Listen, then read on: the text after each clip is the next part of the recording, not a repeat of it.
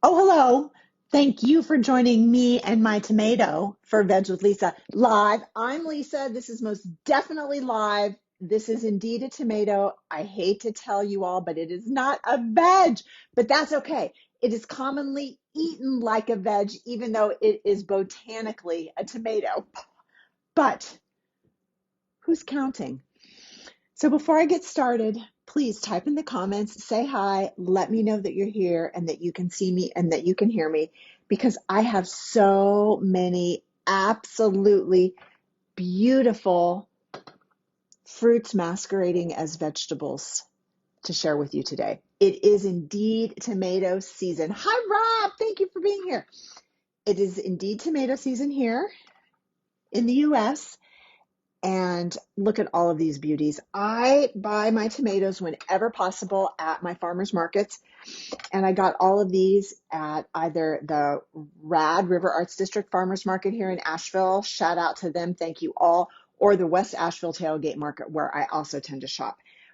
When possible, eat local, support your tomato farmers. Okay, but what are we going to do with these tomatoes? Well, I'm going to show you the most amazing, easy, no cook. You don't need a recipe. You don't have to know how to cook.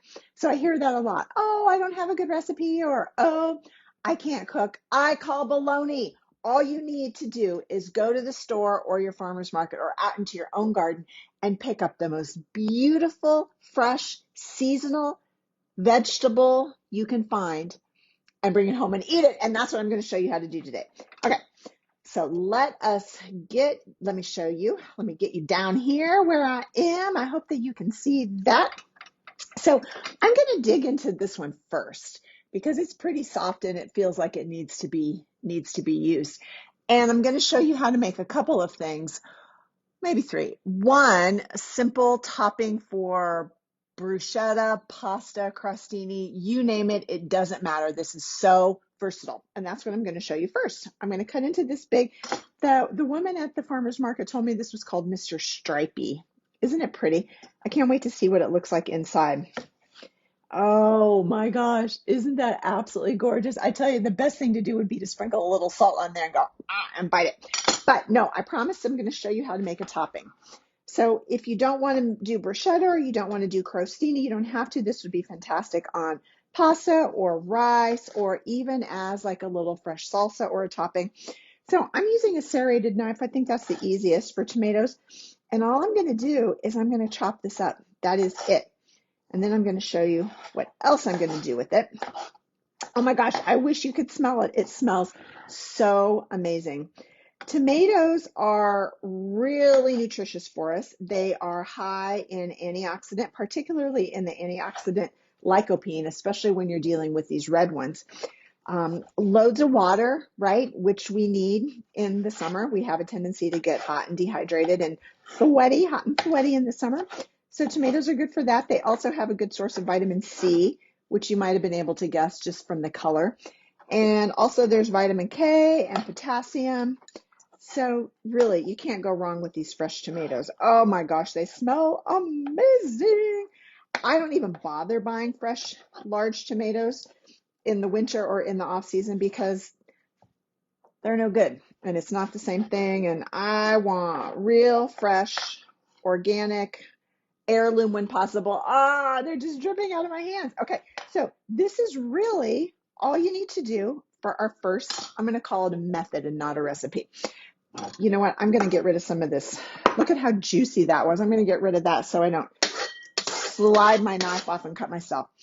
You could stop there, sprinkle some salt on it, and eat it with a fork, and that would be amazing.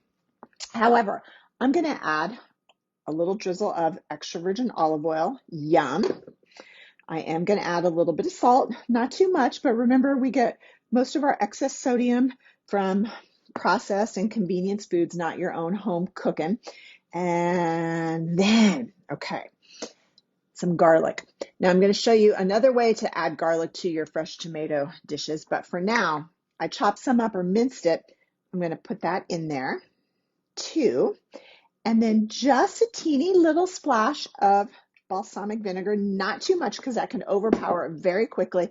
And then you could do some freshly ground black pepper. I'm going to do some crushed red chili flakes. This would be a great place for some chili oil or chili crisp.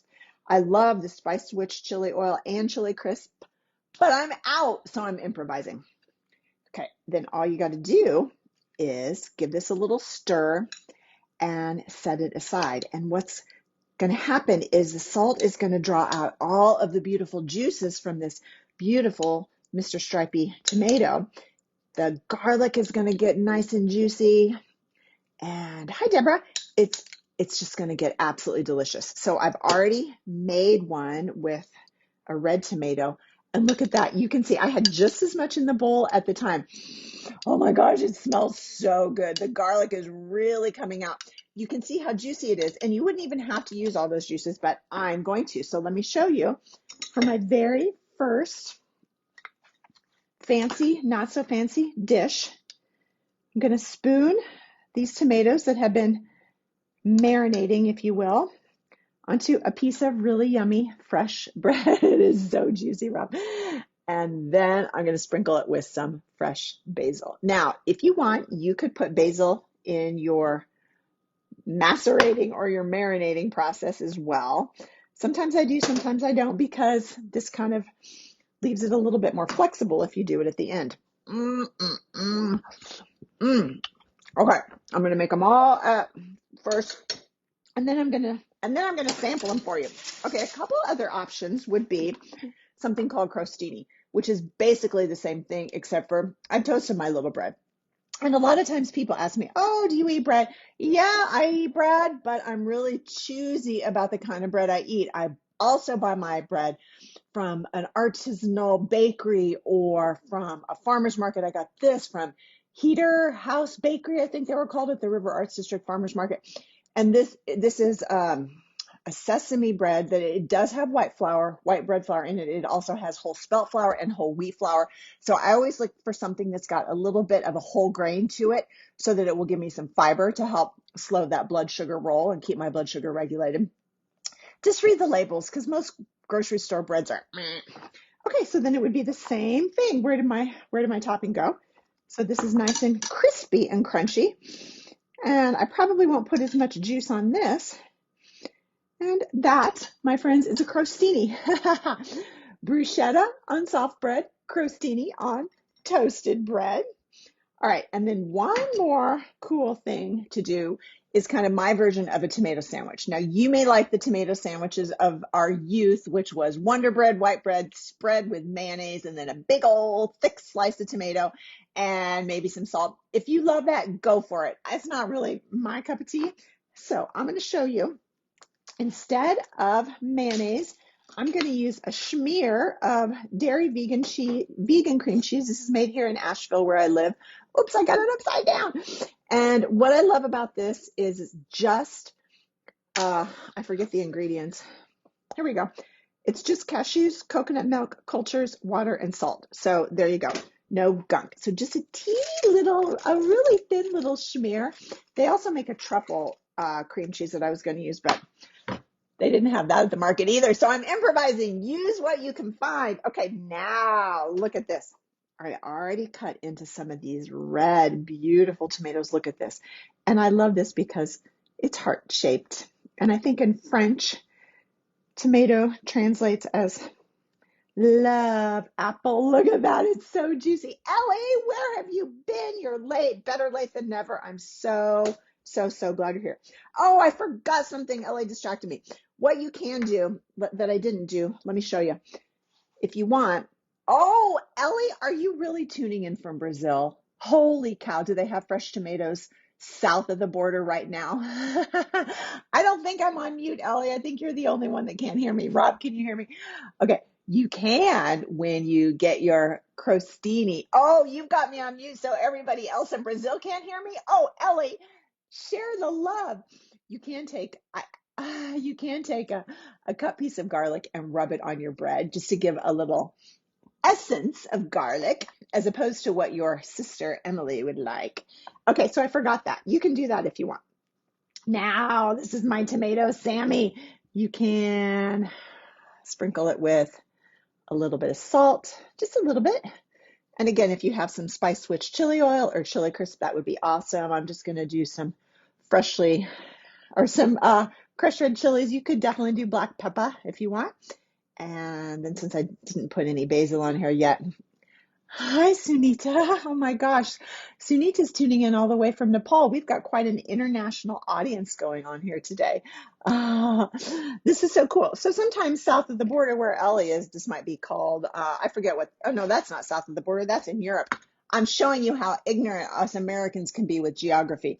There's a Spanish word for this where you grate the garlic and then you grate the tomato on the bread. But for now, I've got beautiful bruschetta. I've got a crunchy crostini, and I've got my version of a tomato sandwich. You can use any of these beautiful colored heirloom tomatoes to make these. Now I'm going to turn these up here and I'm going to take a bite. Oh my gosh. I wonder if they have tomatoes in Brazil right now, or what about tomatoes in Nepal? Okay, are you ready for the crunch?